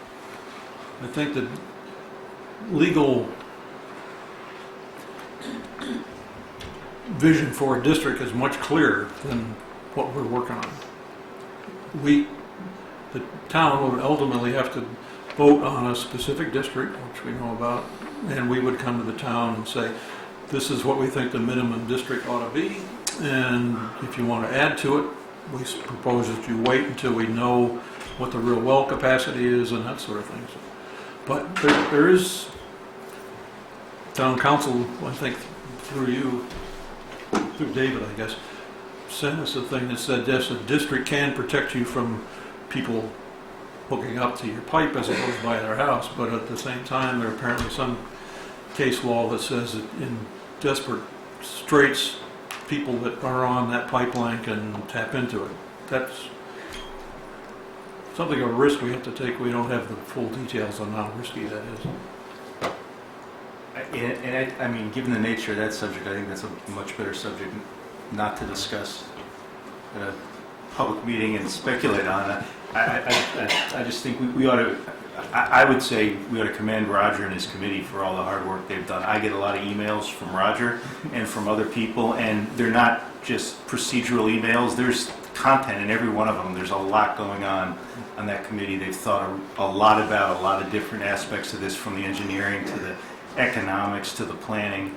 I think Roger's suggestion of waiting until the master plan or comprehensive plan, whatever we're calling it, is in shape to be revealed and discussed by the town is a really good idea. I do think, for myself anyway, I think we should leave these articles on the warrant, and the reason is to facilitate the discussion we just had with Roger at the advisory hearing and potentially on the town meeting floor. I think the town ought to know that this isn't just a pie-in-the-sky idea. This is something that a lot of really smart people have focused on and figured out most of how we could do it if we wanted to do it. And some of the details and logistics are still to be discussed. But you know, the town has heard sort of background noise about this for a while, but it's now really a thing that we can start to act on consistent with the plan. And if it's okay with you, Roger, I really would like to keep these on just for the purposes of the education of the public, even if we expect that advisory is going to say they're not ripe really to be voted on yet. That's a great idea, but I didn't think that was cricket to go and know whether you're going to be. Well, I think we do that. Yeah, I think we've done that before on a couple of things. I don't think it's bad. I mean, who knows? Somebody can make a motion to approve and it could get voted right through despite, but... I'm not ready. But I mean, even that, 3 minutes or 4 minutes you gave us before, very concise, very direct and clear, and I think people should hear that. So you want to prime the pump, so to speak? Yes. Is that why you left the room? Think about it, it's quiet. Oh, wow. Yeah. Anybody else on this? I'd be happy to do that. Oh, great, thank you. Anybody else want to talk about this? Okay. David, what's our next one that's open? Thanks for coming in, Roger. So the plan is to leave those in there? Leave them in. Okay. Going down through Article 21, the road acceptance of Knollcrest. Before we get to 21, if we're going to take them in order, I'd love to address the 3 alternatives for warrant article number 19. I'm going to ask the board to limit this to option B, which is the moratorium. A1 and A2 are asking the town to approve a prohibition on marijuana facilities, and I've got 4 substantial problems with doing that. The moratorium makes sense. We don't know what the state statute's going to be, but until we, and I thought long and hard about this because I know this is an article that's near and dear to him, and I certainly agree with Paul an awful lot of the time. I don't on this one. The moratorium, until we know what the final regs are, I have trouble saying no. I don't know what they are. I think we're getting ahead of ourselves. So until the state comes up with the final implementing regs, I think the moratorium makes sense. The prohibition through A1 and A2, I'm firmly against. One of them, philosophically, I have a problem when there's a statewide referendum, statewide statute, towns opting out, like Wellesley did with alcohol. I've just got a problem with that philosophically. I have a libertarian view that I don't like towns saying no to businesses that want to come into town. If it is legal and permissible, absent other zoning issues, I just philosophically got a problem with us at this point saying no to potential new businesses. And finally, specifically in terms of alcohol versus cannabis, I'm not convinced that alcohol is any less dangerous and more of a risk, and we've certainly not opted out of that in terms of leading to DUI problems and substance abuse. So I would urge the board to eliminate A1 and A2 in warrant Article 19 and to support the moratorium. I've got real problems with a prohibition at this point when we don't know what the final implementing regs are going to be. Can I respond to that? Yes, I generally agree with Chuck on those things. The town of Sherborn voted no on the ballot question. When you look at the communities across the state, there were communities that voted yes, they wanted recreational marijuana facilities in their town, and there were communities that voted no. Sherborn is one that voted no. The statute that passed, it's on the books, allows those communities who voted no to test that vote again with the voters and actually opt out of having recreational facilities. That opt-out is not permanent. That is, at any time the voters can choose to opt in. But because Sherborn has already voted no, and because a number of communities across the state who voted no are also following the procedures that are set forth here. This is actually, Sherborn would be one of many communities who are doing this. And in many ways, I think it's most appropriate for Sherborn to opt out because of the nature of the community that we are. We don't have the kinds of big businesses, big commercial areas. We don't have the Route 9s with all the storefronts. We don't have really good places that this kind of business would fit well. Secondly, this community is, for better or for worse, and maybe the general plan will make changes in it, is basically a bedroom community. And as a bedroom community, we have a lot of children in this town. A lot of people move into this town because of the excellent school system. With all of the children in the town and with all the problems that, or the challenges that children these days face, adding marijuana on top of everything else, it just seems like asking for trouble. And thirdly, I think there's pretty widespread support in the community for voting these articles. I've heard from a lot of people who have talked to me about these articles. All these articles do is give the voters a chance to decide. By putting this on the warrant, we aren't deciding this. We aren't ruling that there will be no marijuana dispensary facilities in the town. All this does is let the voters decide what they want to do. And I think philosophically, in a democracy, at the end of the day, it's really up to the people of the town. So why take that choice away from them?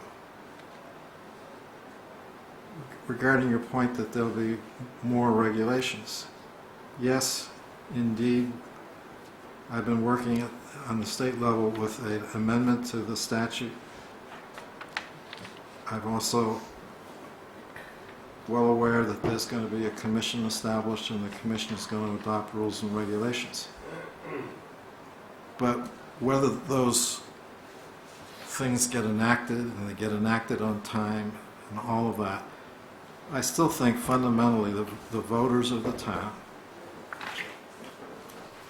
when they voted on this question, said no. And I believe from the input that I've gotten, if we give them an opportunity to say no again, they will say no again. And then just to reiterate what I had said before, if all these regulations come down and the statute gets amended and all those things happen, and everything seems wonderful about having marijuana facilities in the town, then next year or the year after, well, we can go ahead and change our position and allow it to happen. But in the meantime, all the kinks in the system will be worked out in other communities who are perhaps better financed with a bigger tax base, who can afford litigating obscure questions of the law through the court system, who can deal with getting answers to some of the gray areas in the statute and so on. So if we were to opt in at a future time, we could opt into something that we know the issues have been settled and we're down to the routine part of things. If we don't adopt this, then we could become the cutting edge on some of these issues. It might very well be the town of Sherborn who gets sued by somebody who in the permitting process didn't get what they wanted or whatever else. It's going to be our taxpayers who have to figure out how to pay all the lawyers to handle all the disputes that go through. The moratorium is only a temporary year and a half, essentially, step. The ballot question, if you vote the ballot question, it says there are no facilities in this town until the town votes otherwise. That could go on for a year and a half, or it could go on for 5. When you say when we vote the ballot question, so there's two bylaw amendments, A1 Yes. and A2, and then there's B, which was the temporary moratorium, Yes. and then there's C, which is to place it on a ballot as a ballot question. Yes. So in addition to A1 and A2, we would also be putting it on the ballot? Do you need a town meeting vote to place that on the ballot? The law's unclear. That's one of the things we're trying to get clarified. This legislation has been introduced to straighten all these kinks out of the law. It's not clear. So what we're trying to do is what we call belt and suspenders. We're trying to do every conceivable interpretation of the language in the statute. So if one of them doesn't work, the other will work. Okay, so but the question is, are we supposed to be including in this warrant, if David's got a question right here, you can see, Yes. we're supposed to be including in Article 19C, which asks the town to have it put on the ballot? Yes. Okay, and we should put it on the ballot anyway, right? Because Yes. then if this passes, then people can vote on it. Yes. And because there's kinks in the law or whatever it is, they could vote on it anyway, because maybe we didn't even need to Yes. town meeting vote to put it on the ballot. The unfortunate part is that if you look at the timeline in the general court, we can't get all the amendments to the statute done in time Right, okay. to set up this I warrant. just want to understand, so the wording of this is going to have to be fixed, David? Yeah, I just made a note to kick it back to Barbara to have actual wording. Okay. And the selectmen would have to vote the ballot before, When we vote, if there are any overrides coming out of the advisory committee process, debt exclusions, we already agreed no overrides. Right, but when we do the warrant for the ballot for the Yeah. town election, we would put this on. yeah. And it sounds like we put it on regardless because you may not need a town meeting vote. Yes. Like three or Do these need 2/3 No, pass? The zoning does, the zoning does. the zoning bylaw does. Not the ones he wants to eliminate. Well, A2 would, A2 would need A2, it, it would says need D, 2/3 vote. to see if the town will vote to bring And the town. D would need a 2/3 vote. Chuck does not want to eliminate D. No. 2 or 3 quick points in response to what Paul said. One, my recollection was the town vote was very close. I think it was 48-52. So it was a very close vote, unlike Swellesley. I agree with a lot of what you said, Paul, this opting in and opting out, but to me that's an argument for the moratorium, not for deciding now. We don't know what I don't know what I'm voting on because until I see the final implementing regs. And in terms of the risk of litigation, I think there's a risk of litigation if we pass A1 and A2 and somebody challenging that a business who is aggrieved, who does want to be in Sherborn, which I don't think is very likely, would file suit. So I think the risk of litigation is there in any event. And so I would urge the board to eliminate A1 and A2 and just to leave the moratorium in until we know what it is that What we're about C? Chuck? voting on. What are we doing with C?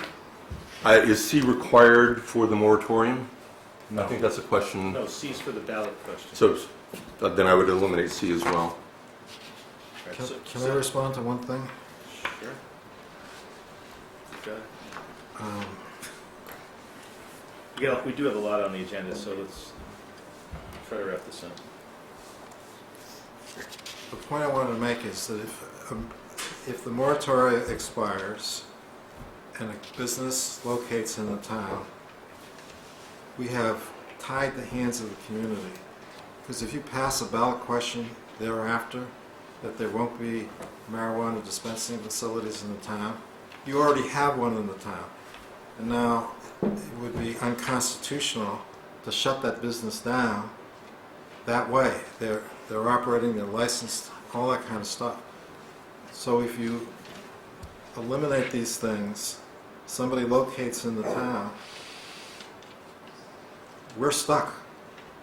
And I don't envision that there's going to be a whole lot of facilities wanting to locate in Sherborn, of all places, in the state that they could locate.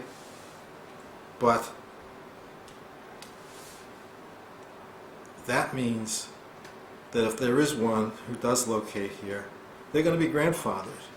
And there aren't going to be a host of other people who will actually be excluded. So by taking it off now, the consequence might be that we could never really have the result that there'd be no facilities in the town. So do we have a motion or anybody at this end of the table want to talk? No? Okay. No. Well, I'd make a motion. So the moratorium will get us past the next town meeting, so we would have an opportunity at that town meeting to then vote the total ban, right? No, the ballot- It would overlap. The election would be May. Town meeting would be. It would have to be. How does the ballot question get on? I'm talking about if we vote the moratorium, No, I'm saying the answer is no. it doesn't get us past the next town meeting. There's the potential that we could have a business in town before the next town meeting. No, you would not be able to have a ballot question enacted in time. You'd have a gap. You'd have a gap. Well, this says the moratorium would be in effect till June 30, 2018. Right, but how are you going to get the ballot question on? You may need a town meeting vote to get the ballot question on. So you can't put the ballot question on until the town meeting of 2018. Oh, so on item C, you're just asking the town for permission to put it on for next year's town meeting? A next ballot? Yeah, I can't put it on. We're not putting it on this year. Okay. It's not like Prop 2.5 override where you put it on, and then if the town doesn't vote it, you don't vote it. No, we have to put, I'm going to be asking the board to put it on anyway, on the assumption that we may not need a town meeting vote, but you may need a town meeting vote. So when we do the ballot question, we're going to try and do it on this upcoming ballot, the one May of 2017. And then also do it in 2018? Yeah. If it passes town meeting to put it on the ballot question, and the court says, no, you actually have to have the town meeting vote, then it's ready to go on the next election. You gotta cover every eventuality. Because the law is unclear, it's not clear what you have to do. So you want to cover every conceivable theory. Sounds like a lot of votes on the same thing, but okay. All right, so do we have a motion, Chuck?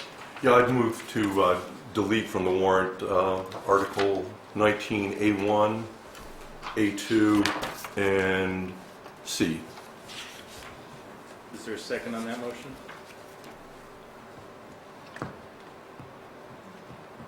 Not. Okay, all right, we're gonna move on, I guess. David, you've got to finish C, the language on C though, and I'm still not sure what Paul just said, so you probably want to talk with him before you finish it. Okay. What's the next one in here? Please. Number 21. Oh, yeah. Before I said that I had a note that it required a planning board hearing and a board of selectmen hearing prior to town meeting. It doesn't require hearings, it just requires votes. So the selectmen include that in the warrant, then we'd have to do a vote later on support or not. Okay. Which one is no? 21. No, I know what number it is, but where is it again? It's across the street from Sherborn, what is it called? Sherborn Fields? Future Fields. Yeah, it's across the street from Fields at Sherborn. Washington Street on the way to Halston. Washington Street up Yeah. down there? Yeah. Pat, do you want to address this at all, or? Well, actually, we can, just in case you have any questions. Okay, it doesn't sound like we're going to do a vote on it tonight, so I don't know that we have any questions. Well, I mean, it's staying on the warrant. Okay. Yeah, it's- We've been working with Gino. Okay. The as-bills have got everything. It's Okay. ready. How long a road is that? 501. And it's got, what, 3 houses? It's the map 4, 4 houses, okay. 3 of them. So that we just see in case you have any questions. So it goes from Washington Street, It's a cul-de-sac. Can we? it's a cul-de-sac? Yeah, it's kind of a right turn, it just does this. No one can hear Pat talk. Is there a map? Do we have a map? Well, we're not having the hearing tonight. We'll definitely have the, I'm just curious. People have asked me. I didn't know where it was. It's the last road in Sherborn before on the right, Holliston on the north side of Washington Street. on the right heading to Holliston. Okay, thank you. New houses. Somewhat new, right? Some of them have been in for 10 years, right? Please. 14? So when it gets scheduled, we'll make sure that you're informed of what night it's scheduled. Okay. So you know the road's good. It's Never gets used, is that what you're saying? What is the timing of your hearing on that? Like, just so we know, is this going to happen all before our public hearing? It's not a hearing, it's a vote. But I'm saying, like, because John, I was just asking John, like, when the planning board has, do they have to have a public hearing on this or not? For a vote? Planning board has to have a vote. what, bringing in the Not a as-bills. public hearing, just a vote. Oh, okay. So are you planning on doing it? Last time you were here, you weren't. I don't know if anyone was considering any need to have those votes done before the advisory hearing. Yeah, I don't think they were. I was just wondering, because if we don't, I mean, we have to have something to consider when we're looking at this warrant article on the 18th. Well, it's So if Who's- nobody voted on it yet, I mean, how can we consider supporting it? If I could just speak as a lawyer for a minute, if the planning board doesn't vote on this, there is nothing for advisory to act on, nothing for town meeting to act upon. The planning board can veto this whole thing and essentially take the article out of the warrant, so probably it's just as a matter of courtesy to the applicant, you want to vote it up or down and have some round. yeah. If it's voted, then they would be the sponsors of this. I assume the planning board would be. Because there's a gap for the sponsor too. I mean, that makes sense to me. It's about accepting a road. That would be the planning board, I think. So okay, good. Next. Yeah. Item 23 and 24 are items I've been working on with the Personnel Board. Yeah. If I can't wrap them up tomorrow, I'm meeting with Personnel Board on Monday. If we can't wrap up all the edits then maybe we push it off to another meeting. Another meeting or another town meeting? Another town meeting, special town meeting. Well, let's get it wrapped up. Can't we get it wrapped up? Yeah, it's 30 pages of edits that people need to absorb. And they'll either have to go word by word, comparing the new one to the old one, or have accept what we say has changed or why it's changed. Don't we have the redlining capability on our word processing, whatever we're using, get the monks to underline the stuff they change and Yeah, cross out the I can other have that stuff? provided on the website, but Yeah, I mean, it should be able to do that with, yeah, but that's how we're editing Okay. the document, but it's very difficult to read it like that. okay. Well, so who is it who's reviewing this and comparing word to word? You're talking about people on the personnel committee? Yeah, the Personnel Board, we've gone through the entire personnel admin plan and the personnel bylaw to look for changes. We decided that the personnel admin plan is the only thing that needed to change and be updated to reflect what we're currently doing, reflect language, current FLSA language, service member leave language, all that stuff is being updated and brought current. Okay, so 23 and 24 are different how? So 24 is Appendix A to the Personnel Admin Plan. Right now, Appendix A is basically all the town classifications of the positions. So it lists positions under column A that are all exempt positions, and there are 3 classes, and then there is another column of non-exempt positions, and there are 3 classes. So we're going through the process. We've updated all the job descriptions. We're going through and scoring them. And we may end up with the same classification, but there are definitely going to be changes to that because there are missing positions on there already. So the classification itself is going to need to be voted. It's just a one-page document. So that's Article 24. What is 23 dealing with? Because there's something missing from the... Yeah, 23 says you're deleting the personal administration plan and replacing it with the following. And then 24 says you're amending the plan. Well, you just deleted the plan in 23, so you can't amend the plan you deleted. And if you replaced it with something in Article 23, why would you be amending that in Article 24? Well, there's You're such a lawyer. the personnel Just admin. trying to make it logical. What was this? I don't follow that, but I think it's the language here. Yeah. Article 23 says we're going to amend the personnel administrative plan by deleting it in its entirety and replace it with the following it's going to be the colon. whole plan. Okay, so that'll be a whole new plan, Whole new plan. with a new Appendix A? Yeah. Well, Appendix A was going to be amended under Article 24. Got it. Okay, so maybe you say what you say in 23, and then in 24 you say, well, but you need an Appendix A. Yeah, and the reason, So you don't want to delete the plan in its entirety. You want to delete it except for Appendix A, and then in 24 you want to replace Appendix A with the new Appendix A. well, the replacement was going to be the whole Plan anyway? personnel admin plan, new language. The Appendix A hasn't changed any. 24, you're amending Okay, so Whatever you've way got, you so you've wanna got do that, it. that's fine, okay. But we can do. So you have an amended plan with the old A under 23, and then on 24, you have an amended A.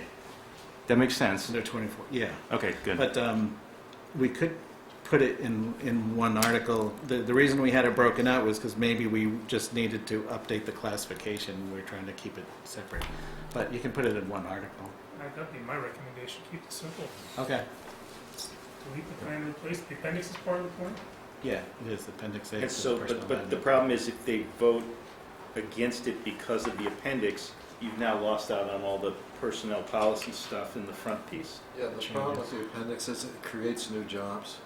So if they create a new SAR of Sherborn in this job and people don't want a SAR, the whole thing goes down the tubes, including all this FLSMA stuff and procedural stuff that's just updating the code.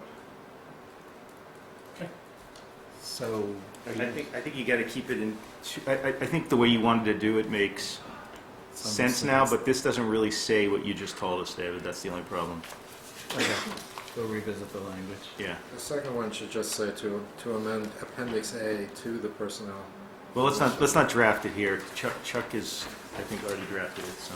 Oh, okay, there you go. All right, what's going on after 23 and 24? Do we, 23. Let's talk about 25. yeah, let's talk about 25. Yeah, that one just, that just caught my attention. And I'm really concerned that, I guess the way I read this is they're gonna stop blowing the horn as long as we have flashing lights at the crossings, which to me I think that's us telling them where to blow the horn. I think Is that it what that is? tells them not to blow the horn. Tells them not to. Right. Tells them not to blow the horn, right. As long as we have flashing lights on the crossing, and I just don't think that's sufficient. So when there's, I don't know, 10 trains a day coming through town, and they're blowing their horns all hours of the night. You got a kid on his way to school, and the lights are flashing, he doesn't hear anything, and decides he's gonna. You're out of town Go for working, it. but there is 10 trains a day going through town. Now there are, yeah. Yeah, and they blow their horns. Yeah, and that's the. And we have that's the lights point. that don't periodically work. Can we get them to buy us gates? Well, that's a good idea. Whose article is this? I just threw it out here David. because I showed David what Concord did. This is something Concord passed. I mean, if we had gates, I'd much So this We, is something. if we enact this and they start running MBTA trains at 45 miles an hour through town, I think you want to blow the horn. Right? Or you don't. I don't know. Concord didn't. That's why they passed this language. But do they have better crossings than we do? I bet they do. Well, the big difference. The big difference between Concord and Sherborn is that there are plans afoot to ultimately run trains from Framingham to Gillette Stadium for games. And those trains are going to be A, fully loaded, B, many on game days, and C, the idea is to move them fast through the town. And there'll be many more than 10. I think the trains to Concord run pretty Can't fast have too. it. This is fine. Can't have it. I'm not wedded to this, but if other people are, we ought to have it. If we don't, then we don't need it. If you want it, that's good enough for me. I'm not going to sell this, and I'm certainly not going to sell that people think that kids aren't going to be able to see the trains on their bikes. I mean, that's fine. Well, not bikes, on cars. I mean, Cars, whatever, wherever. All we need is one accident. But the issue today isn't whether we support it or not. The issue is, should it go on the warrant? That's what I'm saying. I don't think we need to put it on the warrant if people don't want it on the warrant. What's already there? I didn't understand where it came from or what it was. Well, we didn't have any language to it. David had not put language in it until, I think, this, right? No, it's been in there. Then we just never talked about it. We haven't. We never got to it. So I thought somebody said something to us at one point, I don't know who it was, can't remember, that this was in there in order to, there's like state grant money to get gates or something like, I don't know if this was related to that or. It could be. We talked about gates. Because there was, We're gonna there get was some gates. discussion at some point about needing, like there was a way to get state grants for the money to put in gates. We wouldn't pay for it. They're going to just show up one day and start putting gates in if history tells us anything, because that's what they did in Medfield. And maybe I'm not reading this right, because it says flashing lights in each direction which are automatically activated. So this is plus or instead? Because if it's plus, I'm okay with it. Yeah, I didn't really understand it either. Do the gates have to be there, or is it just lights? Or Or is it it's all every- of the above? It's all, if It's it's everything, yeah. inclusive, I'm okay I think with it's it. everything. I'd be all right What else with would it you if do? there You was know gates. what? Why don't you call the Concord Town Administrator and ask him how this is working out for him? And what prompted it and where they got it from. I just thought I was intrigued by it because I know we've got a lot more trains heading our way. And, you know, if they're blowing their whistles all Sunday afternoon and So I was heading out to the high all school. mornings, maybe people don't want that. Maybe they don't care.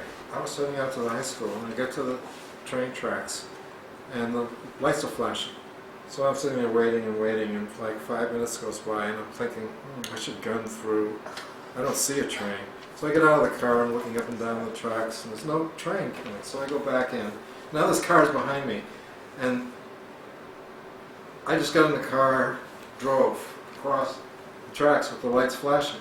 Yeah. Well, apparently, the 30 people behind me said, well, if that fool is going to... Must be fun. It must be fine. So I go, Hey, look, that's clear. they all followed me. And if a train had been coming by, but I guess the train had already gone by and the lights didn't turn off. I think. Well, that's my point. It happens in Sherborn like every day. Hunting Lane, they just go on whenever they want. Then they shut off, then they go on. And you can see pretty well there. Goulding Street, you can't see very well. There's a couple other places. Right.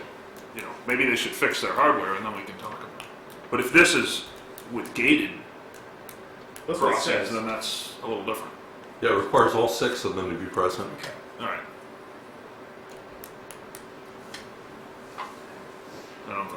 I still don't think we're gonna be able to sell this to town meeting. Probably because not. It's too futuristic. Probably. We don't have And any- most people who live on the railroad tracks, they're close enough, don't hear it anymore anyway. That's true. That's true. All right, next.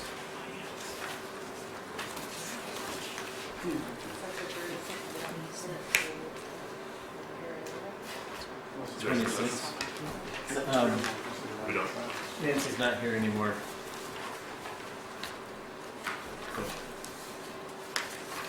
That's it. Have we gotten any language on Article 27, the citizens petition? For the disclosure of conflicts of interest by Board of Health candidates? The language is in there. Thought the language was in. Is it? Just adopting the It's been in there from the beginning. ethics, which makes it kind of redundant, doesn't it? It just says disclosure of conflicts of interest. It doesn't say, In accordance with state law. what are they asking the town to do? Adopt a bylaw that requires that? It's gonna, it's not written. It's like a sense of the town kind of thing. We want people to That's what obey it the ends state up law? with. Probably intended to be a bylaw. What I see this doing is saying, once you're elected, you have to make a disclosure under 23B3 of the State Ethics Act. But instead of waiting until after you're elected, move that disclosure up before the election so people know what it is that you're going to file, so they can help decide how to vote. It's like filing your taxes. So everybody who's running is going to say, I have a septic system at my house, and if I ever had to vote on that, I would have to recuse myself. Right. I think the intent is that somebody would say, well, I'm a builder and I've got applications for 50 septic systems pending before the board, and Oh, so just pending applications? so I want to get on the board so I can approve Wouldn't my the board 50 know, systems. wouldn't problem the is board it's- know that it's too they have gray. pending applications? I mean, would the neighbor of a farm have a conflict? I just don't know how you get to the point where there's 50 applications pending before the board, Well- and they don't know that those are your applications. Maybe he exaggerated that. You know what I mean? I do tend to exaggerate. No, but you know what I mean. You know what I mean. It's not a disclosure if you've already filed the applications. Everybody knows you're the person who's running, and you filed the applications. But back to your point, Yeah. Not everybody. So what is most it? people in town are conflicted because So- they either live down the street from a farm or Yeah, but Well, this it's- is- It's this the in. way- It's is it? it's that's a it.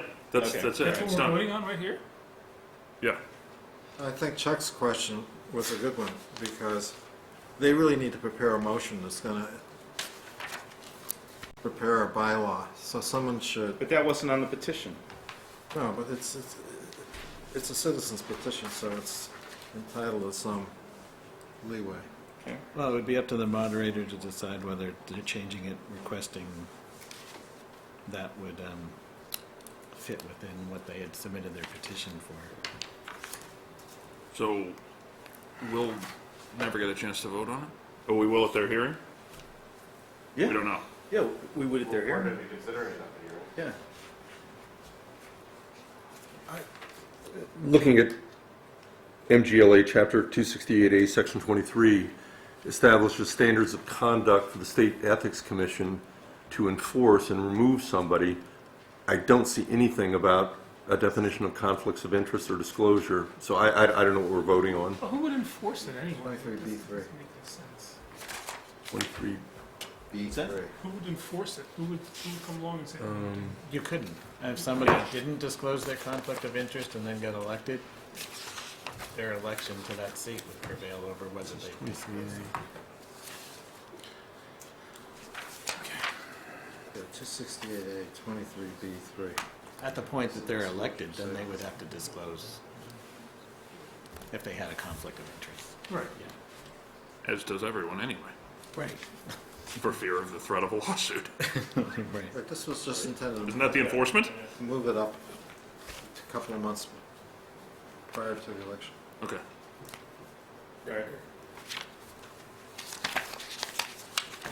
Those are the Executive only, session. We can go to executive session. yeah.